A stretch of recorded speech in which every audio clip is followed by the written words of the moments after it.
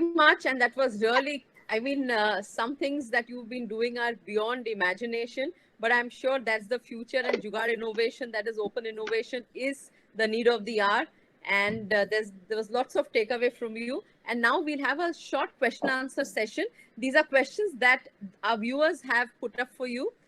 And the first question is, how do we stimulate the imagination of students so that the ignited minds become enlightened minds? So I think the students' How do we imagination. stimulate, the Yeah. imagination of students so that from ignited minds, they become enlightened minds? Okay.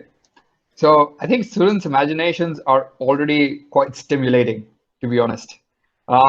We work with a lot of students from around the world, and they're quite curious and they're quite excited about different things.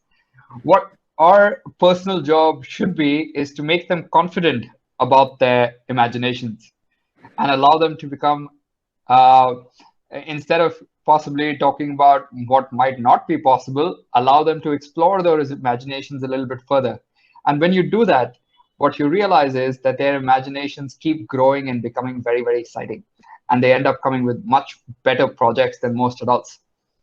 To give you an example, few of our students, so we have this, uh, few of our students who came for one of our programs, uh, came up with an idea of an app called Bhuj Beta. And Bhuj Beta was an app that basically encouraged students and kids their age to run more. So they came up with an idea that they want to run more. And how do they run more? What makes them run more? Most kids today love games. So what they did is they created a little game where you had to capture territories by running around them. So if I ran around my area, I would hold my lap time in that area. And then if somebody else ran around that area with a faster lap time, they would take my territory away. So this allowed them to be able to create a very exciting environment to be able to do that. But these guys did not have any idea about coding. These guys had no idea about what they wanted to do at the beginning when they started. But they just had an idea that they wanted to make a game with territories like Pokemon Go. But it was about encouraging them and giving them the confidence that they can do it, that allowed them to be able to enlighten themselves and at the same time come up with a very cool project that became one of the star projects and made them uh, get a lot of attention globally.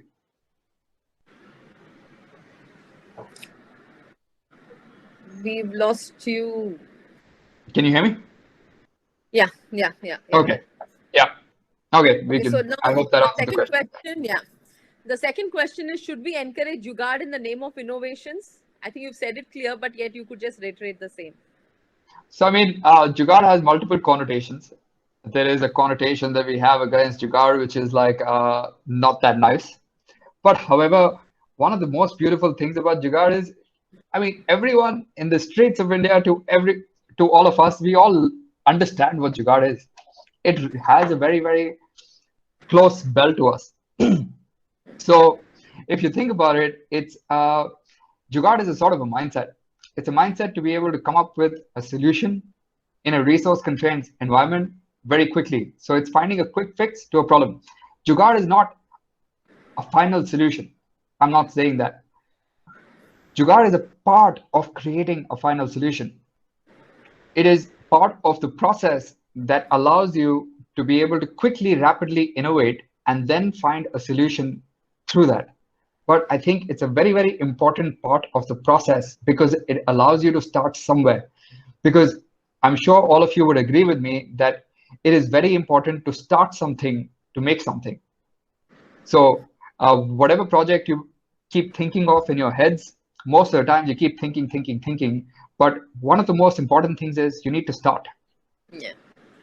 And Jugaad philosophy over there comes in very, I think it comes in the best way possible because it allows you to just start with whatever you have and quickly find a solution and state that example. And then you can continue to build more, faster, better. It allows your creativity to flourish in a much faster way. In the US and other places, they call this design thinking. They call this hacking. They call this rapid prototyping. They call this all of these fancy names. But actually, at the end of the day, It's I all mean, Jugaad. It's all jugaad. Yeah. I mean, uh, I've been to like you mentioned earlier. I've worked at MIT Media Labs and with professors over there. I've worked at different places, but what we all do is all time jugaad, honestly, and that's what leads to great solutions at the end of the day. Right. Fine. Okay, that was very well answered. The third question goes: conventional education system assesses knowledge recall and not innovation. What's your take on how to encourage and measure innovation? Okay, that's an interesting question in the sense that uh, what's your take on how to encourage and measure innovation? Uh, I think measuring innovation is I'm not sure how to do that. I mean, it's allowing people to be creative. If you put an agenda at the end of innovation, then how will you let innovation to happen? In my head, if I put a end block somewhere, then it doesn't allow you to think beyond. So one of the things that we do, for example, we don't give prizes and we don't give certificates. We don't do any too many of those things towards our programs. We don't encourage on those things. Yes, of course, we give like a certificate of being part of the program, but we don't do things like marks, or we don't do competitive stuff too much that wants to sort of make students win a prize at the end of the program. For example, there is no prize at most of our programs. One of the reasons for that is when there is a prize at the end, it creates a mindset that I want to win that prize. And to win that prize, the student does anything and everything to win that prize, and is trying to please you or please the judge, and is thinking about the judge, what will the judge like, and try and create that solution. However, if you go with a different philosophy, where how we like to think about it, we like to come up with worldly solution problems, the problems which are there in the world and right around you. So at the end of the day, our thought process when we are doing our programs is that we're solving for people like us, and there is no one and there is no reason for a prize to be given. The more we collaborate, the better we can create and the better we can do things.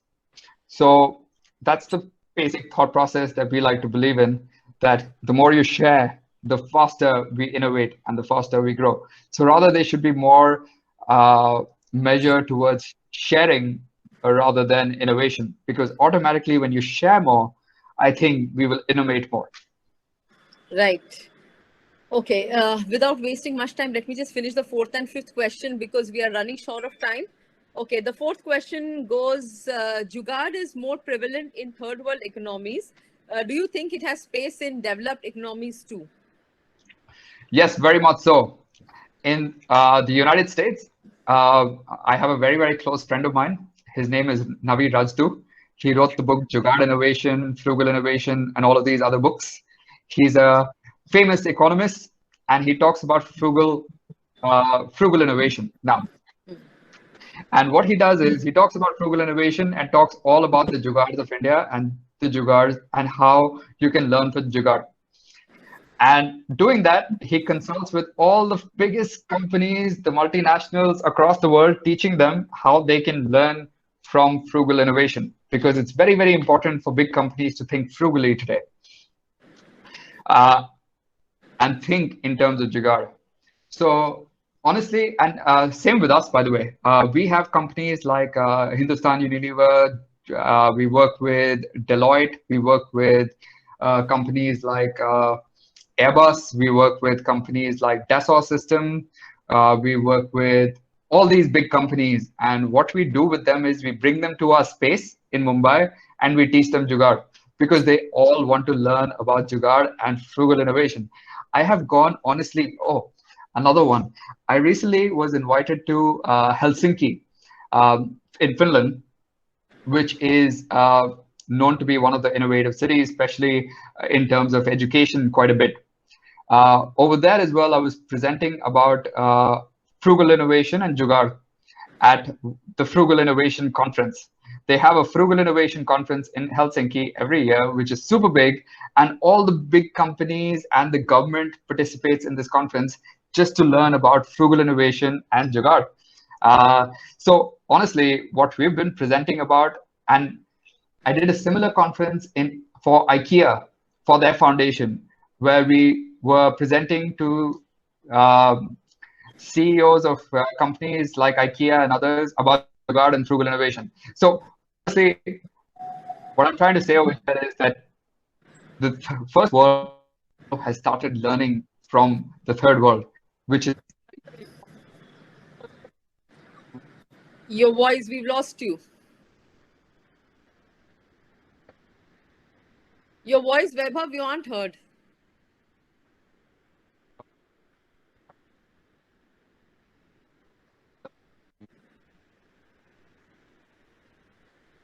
Vaibhav, you aren't heard. You aren't heard. No. Can you hear me now? Yeah, yeah, yeah. Yeah, I was just giving you those examples that we've been going and teaching about Jugaad to different parts of the world. And they've been very, very excited to learn about Jugaad and frugal innovation from all of us. And I think it is something that the world needs to really, really adapt to. Yeah. Okay. So now the last question, how can Jugaad be made an intrinsic part of school curriculum? You will have to wind this up quickly because we've got another session still left with you. So no problem. Yeah. I think all of you can help us over there. I'm going to keep it very short because I think most of you are educators. So I think it's personally, I think it's very important for us to have Jugaad as an intrinsic part of the school curriculum to create that philosophy of making, failing, coming up with simple hacks, solving solutions really, really fast. I think that's very, very important. And that